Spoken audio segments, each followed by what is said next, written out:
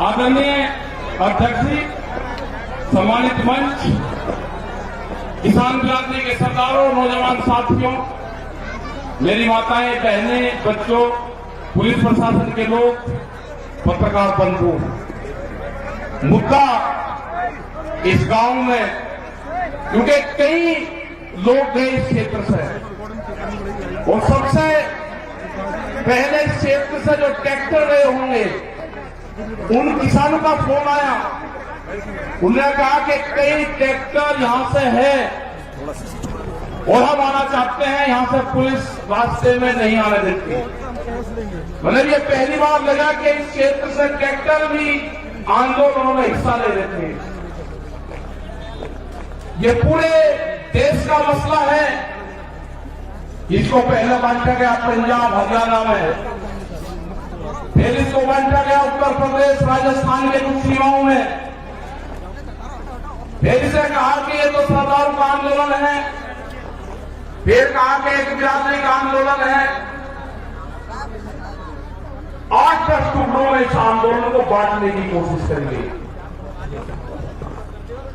ये नहीं कहा कि यह आंदोलन किस मुद्दे पे है।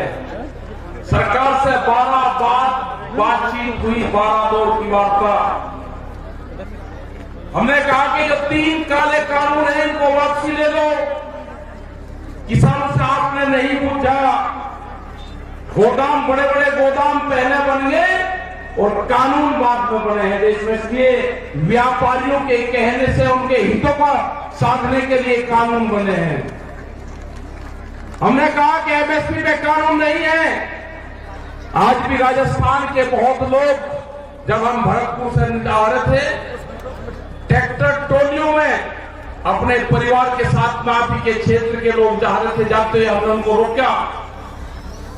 उन्होंने कहा कि बाजरा है हमारे पास में, गेहूं है, हम इसको मंडी में बेचने जा रहे हैं। उनसे पूछा कि बाजरे का एमएसपी का रेट क्या है जो भारत सरकार ने तय करा।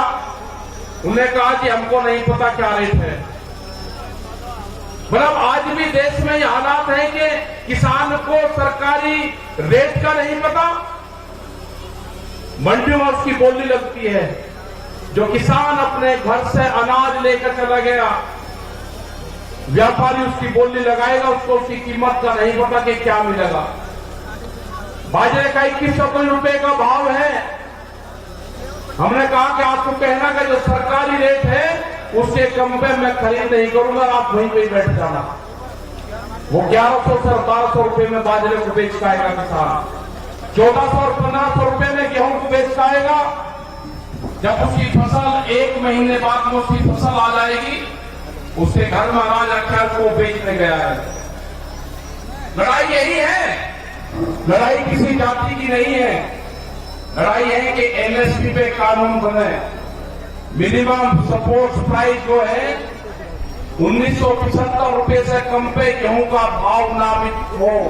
वो चाहे सरकार खरीदे या कोई व्यापारी खरीदे, उसके कम पे खरीदना हो। 2100 रुपए के आसपास का बाजरे का रेट है, बाजरा उसके कम पे खरीदना हो। मक्का 1700-1800 रुपए का रेट है, उससे कम पे खरीदना हो। धान का 1800 रुपए से कम पे खरीदना हो। यह है कानून। इसके लिए लड़ाई वहां पर चल रही है। 100 दिन के आसपास हुआ आ रहे हैं। सरकार तैयार नहीं है। सरकार ने कहा कि किसान की जब फसल की कटाई होगी, किसान अपने खेत में आ जाएगा, आंदोलन अपने आप खत्म हो जाएगा। उसके एक ही जवाब से किसान ने अपनी फसल उजाड़नी शुरू कर दी। उसने कहा कि आंदोलन करेंगे हम, अगर फसल हमारे बीच में आएगी उस फसल को उजाड़ देंगे। आपने हरियाणा, पंजाब, उत्तर प्रदेश, राजस्थान की जगह में बहुत किसान लोग उजाड़ी फसल। हमने कहा कि फसल को बर्बाद न करो, ये आंदोलन भी चलेगा, ये फसल भी किसान काटेगा। ये आंदोलन कितना लंबा चलेगा ये तो नहीं कह सकते, लेकिन जो 40 लोग हैं, जो कमेटी के लोग हैं 40, उनके पीछे पंचायतें हैं, उनके पीछे सरपंचों का हाथ है, उसके पीछे पूरे हिंदुस्तान के किसान ने आस्था जताई है कि दिल्ली में चलने वाला धरना मेरे फसलों के रेट तय करेगा। ये लड़ाई बड़े पूंजीपति से है, सरकार उनकी सपोर्ट में है। ये लड़ाई वही है जो जमींदारों के खिलाफ होती थी। ये लड़ाई वही है जो राजाओं के खिलाफ होती थी। वो लड़ाई भी अनाज की लड़ाई थी, ये लड़ाई भी अनाज के रेत की लड़ाई है। मैं नौजवान साथियों को अपने, जिसने इस पूरे देश के आंदोलन की कमान नौजवानों ने संभाली है, उसकी बात ये बहुत कम देखने को मिलता है कि नौजवान किसी के क्षेत्र में आंदोलन की कमान अपने हाथ में संभाली हो तो वो आंदोलन कभी फेल नहीं हो सकता। वो आंदोलन फेल नहीं होगा कभी भी, क्योंकि जिस तरह से शाहजहांपुर और पूरे दिल्ली के क्षेत्र में यहां का नौजवान निकला है, उसने जाति धर्म सब चीज को भुला के, सोच को भुला के, ये कौन किस क्षेत्र का है, यदि वहां पे आपस में क्या लड़ाई क्या टकराव है, सबको चीज को भुला कर उसने दिल्ली के आंदोलन में शरीक हुआ। जिस तरह से यहां पर लोग इकट्ठा कर रहे हैं पैसा, सरकार कहती है कि धन कहां से आ रहा। इस आंदोलन को गांव का किसान चलाता है, इस आंदोलन को हल चलाने वाला किसान चलाएगा, इस आंदोलन को क्रांति से काम करने वाली हमारी महिलाएं चलाएगी, इस आंदोलन को हाजी और पाजी चलाएगा। यह आंदोलन क्रांति का आंदोलन है, यह आंदोलन फेल नहीं होगा।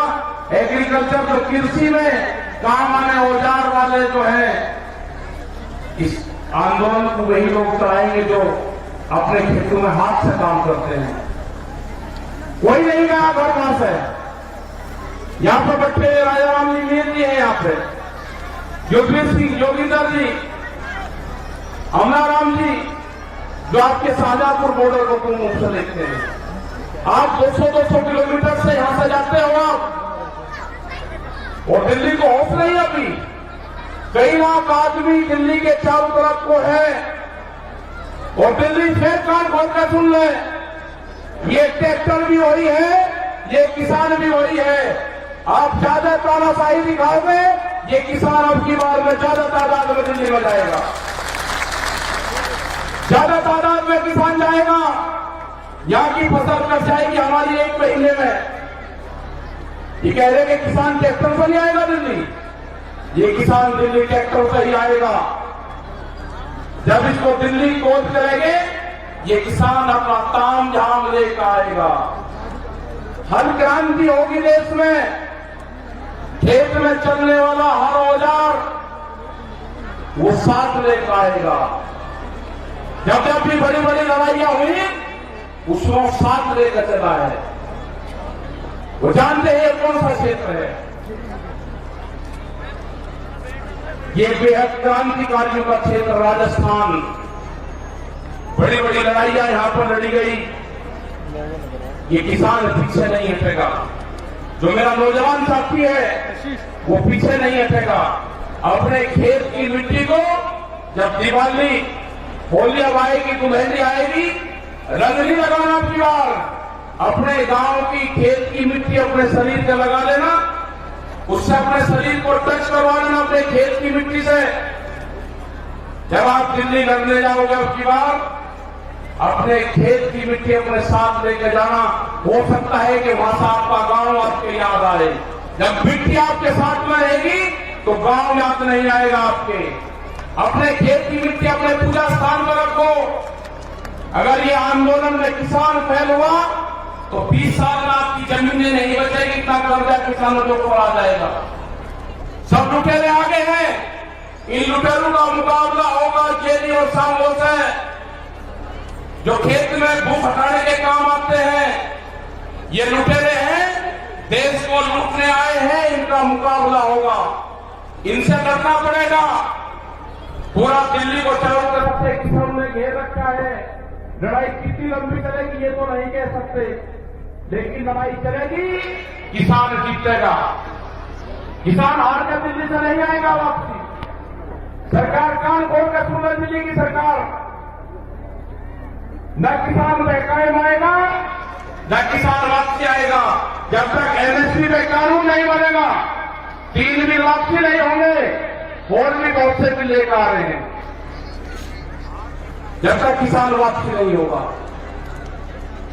जो मेरे बुजुर्ग हैं उनका जिस तरह से साथ मिला है आंदोलन में, उन्हें जिस तरह से नौजवान साथियों को कहा कि आप चलो आंदोलनों में, हमारा अध्यक्ष यहां पर बैठे हैं 90 साल के से ज्यादा उम्र की है, कह रहे कि आंदोलन लड़ाई लड़ो, आंदोलन करो, दिल्ली चलो। तो यही सारे नौजवानों का, सारे युवाओं का, सारी महिलाओं का यही कहना है कि दिल्ली से वापसी नहीं आना। ये लड़ाई किसी जाति बिरादरी की नहीं है, ये लड़ाई किसान के अस्तित्व की है। इस लड़ाई को हमको लड़ना पड़ेगा, बहुत मजबूती के साथ लड़ना पड़ेगा। जाति, धर्म, गोट, खाद ये सब छोड़ के ये लड़ाई किसान और मजदूर की लड़ाई है। गरीब का अनाज तिजोरी में बंद ना हो, देश में भूख पे व्यापार ना हो, बड़े बड़े गोदाम बनेंगे, बड़े बड़े ताले लगेंगे, गरीब आदमी को रोटी नसीब नहीं होगी, कीमतें अनाज की उतनी बढ़ेगी। ये लड़ाई है रोटी तिजोरी में बंद ना हो, ये लड़ाई है व्यापारी के चुंगल में अनाज न जाए, ये लड़ाई है किसान को फसलों के दाम मिले। ये लड़ाई जारी रहेगी, आंदोलन हमारे जारी रहेंगे और हम पूरे देश भर में जाएंगे। पूरे देश भर में 24 मार्च तक के प्रोग्राम हमारे लगे हुए हैं अभी। उसके बाद आगे के प्रोग्राम लगेंगे, कह रहे थे वेस्ट बंगाल में चैलेंज आ रहे, जाएंगे आसाम में जाएंगे, वेस्ट बंगाल में जाएंगे, कर्नाटक और तमिलनाडु और महाराष्ट्र में भी जाएंगे। पूरे देश में किसान जाएगा, 40 लोगों की जब से बनती है वो जाएगी। और जब तक भारत सरकार कानूनों को वापसी नहीं लेगी, जब तक एमएसपी पे मिनिमम सपोर्ट प्राइस पे कानून नहीं बनेगा, ये किसान दिल्ली को नहीं छोड़ेंगे। आपने इतनी बड़ी संख्या में यहाँ पे आए, आपका बहुत बहुत धन्यवाद। यहाँ पे जो ये मैदान है, जो कुश्ती मैदान है, भैरव बाबा का मैदान यहाँ पे है, उनको नमन करते हैं। इस पूरे क्षेत्र को, जो पहाड़ी क्षेत्र में यहाँ पे प्रोग्राम लाए के 81 गांव में जो प्रोग्राम हुआ, आपका धन्यवाद। जय हिंद, जय भारत, जय भारत।